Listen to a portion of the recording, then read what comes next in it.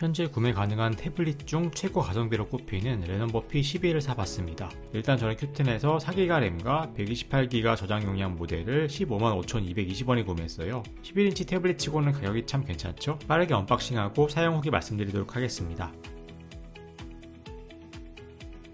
구성품에는 케이블과 20W 고속 충전 어댑터가 포함되어 있습니다. 요새 플래그십 태블릿에도 충전기는 빠지는 추세인데 P12에는 빼먹지 않고 넣어주었어요. 우리나라에서도 돼지코만 있으면 쓸 수 있는 어댑터이기 때문에 유용할 것 같네요. 제가 구매한 모델은 중국 내수용 모델이라서 중국어로 나오는데 한글로 사용하기 위해서는 약간의 세팅을 해야 해요. 이런 세팅 과정이 불편하면 내수용 모델이 아니라 글로벌 롬을 선택할 수도 있는데, 글로벌 롬은 판매자가 상품을 뜯어서 비인증된 롬을 강제로 깔아서 주는 방식이라서 뭔가 찜찜하기도 하고 앞으로 롬 업데이트도 불안정하다는 단점이 있습니다. 글로벌 롬은 보안 등급이 낮아서 넷플릭스나 쿠팡플레이 화질도 낮게 나오기도 해서 저는 내수용으로 구매해서 한글화하는 반글화로 진행하려 합니다. 나중에 제가 필요하면 직접 글로벌 롬을 깔 수도 있으니까 서버を선택하면 될 것 같아요. 반글화하는 과정은 다른 블로그나 유튜브에 잘 설명되어 있으니까 생략할게요. 반글화는 말 그대로 반만 한글화하는 거라서 메뉴는 영어로 나오고 가끔 중국어가 튀어나오기도 합니다. 이 부분은 어쩔 수 없이 감수해야 할 부분이네요.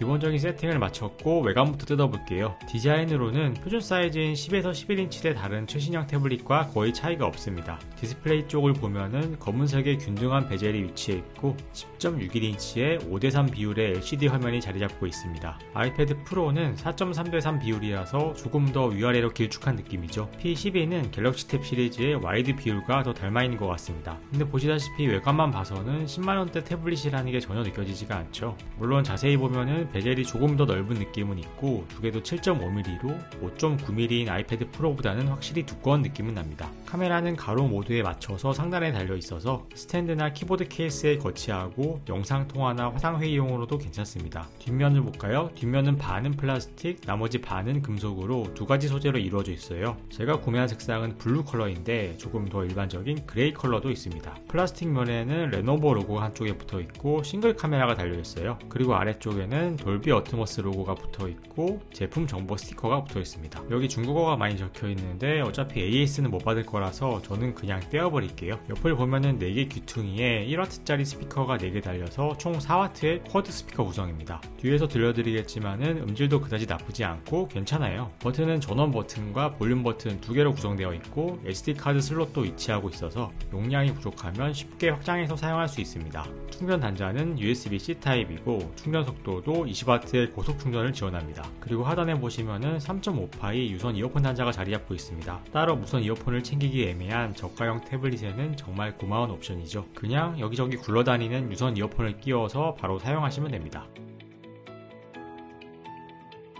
외관은 여기까지 봤고 그럼 본격적으로 태블릿의 성능에 대해서 살펴보겠습니다. P12의 AP로는 퀄컴 스냅드래곤 685를 탑재하고 있는데 이거는 2021년도에 공개된 중급형 칩셋으로 갤럭시 A23과 홈미 노트 11에 탑재되기도 했습니다.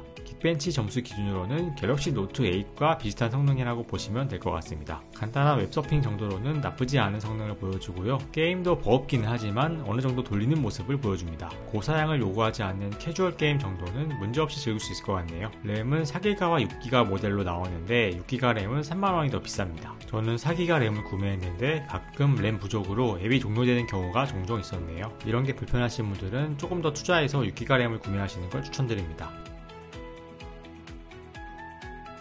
가장 인상적이었던 부분이 바로 디스플레이였는데요. 2000곱하기1200 해상도의 TFT LCD로 픽셀달 인치는 219ppi라서 꽤나 쨍한 화면을 보여줍니다. 밝기도 최대 420니트로 보급기스럽지 않은 밝은 스펙을 탑재했어요. 태블릿의 메인 폼팩터가 대형 화면인 만큼 저가형 태블릿들은 화면 스펙에서 원가 절감을 하는 경우가 많은데 P12는 이 가격에 이게 되나 싶을 정도로 괜찮은 디스플레이를 보여줍니다. 물론 화면 주사율은 60Hz로 일반적인 수준입니다. 그리고 디스플레이 세부 색감 을 상당히 디테일하게 설정할 수 있었어요. 갤탭이나 아이패드도 디테일한 색감 조정은 지원하지 않는데 마음에 드는 색감을 찾아서 쉽게 조정할 수 있는 점은 놀라웠습니다. 거기에다가 야간 모드나 독서 모드 등 다양한 디스플레이 모드까지 지원해요. 가격에 맞춰 대충 만든 저가형이 아니라 제대로 신경 쓴 디스플레이라는 것을 알 수 있습니다.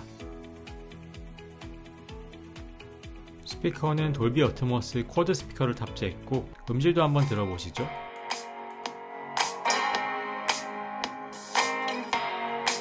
음량 루표도 깨지지 않을 정도의 괜찮은 수준이었습니다. 생체 인증은 셀피 카메라를 활용한 얼굴 인식을 지원합니다. 지문 인증이 아니라서 좀 아쉽긴 합니다만 인식 속도도 빠르고 마스크를 쓰고도 인식이 되기 때문에 실사용에 괜찮았어요. 중국 브랜드라서 앞으로 OS 업데이트도 잘 못 받지 않을까 걱정하실 수도 있는데 레노버에서 태블릿 라인을 나름 공고하게 쌓아가고 있고 안드로이드 12 업데이트 대응 등 사후 지원도 충실하게 하고 있기 때문에 크게 걱정하지 않으셔도 될 것 같아요. 저는 이번에 처음으로 레노버의 GUI를 써봤는데 사용자를 위한 UI도 꽤 잘 구성되어 있고 갤럭시 태블릿 대비 딱히 부족함을 느끼지 못하겠더라고요. 특히 저가형 모델인데도 화면 분할 기능을 지원한다는 점이 놀라웠습니다. 보통 저가형 모델은 성능의 한계 때문에 화면 분할이나 팝업 윈도우를 지원하지 않는데 P12는 온전히 모든 기능을 다 지원하고 있어요. 물론 AP와 램의 한계로 버벅이긴 하지만 일단 있는 것과 아예 없는 것은 큰 차이죠. 그 외에도 유용한 옵션인 화면을 두드려서 태블릿을 켜는 기능과 태블릿을 들으면 화면이 켜지는 부가 기능들까지 모두 지원합니다. 이 정도면 저가형이라고 말하기 미안할 정도로 옵션을 다 넣어주었어요.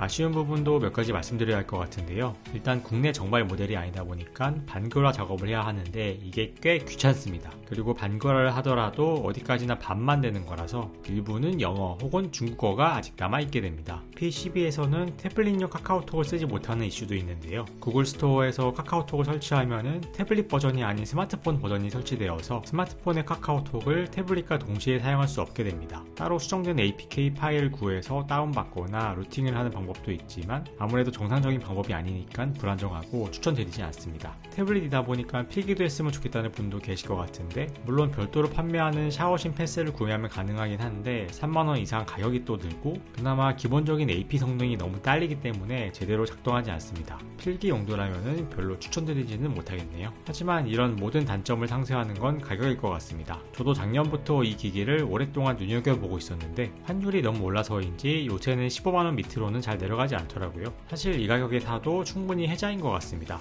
6기가 램 모델은 3만원이 더 비싸지는데 여기서 저는 약간 주저해서 4기가 모델을 구매했지만 1년 이상 오래 쓸 목적이라면 6기가 램 모델도 괜찮을 것 같아요.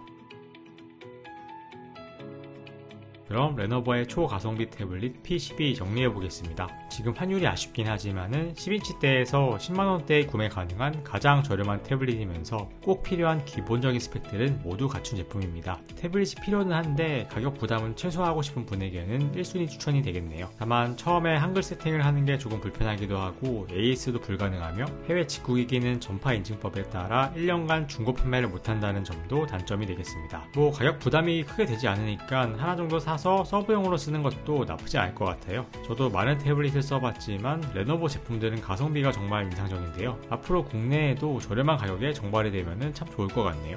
그럼 구매에 참고가 되셨길 바라며 여기까지 인사이트였습니다. 오늘도 시청해주신 여러분 감사드립니다.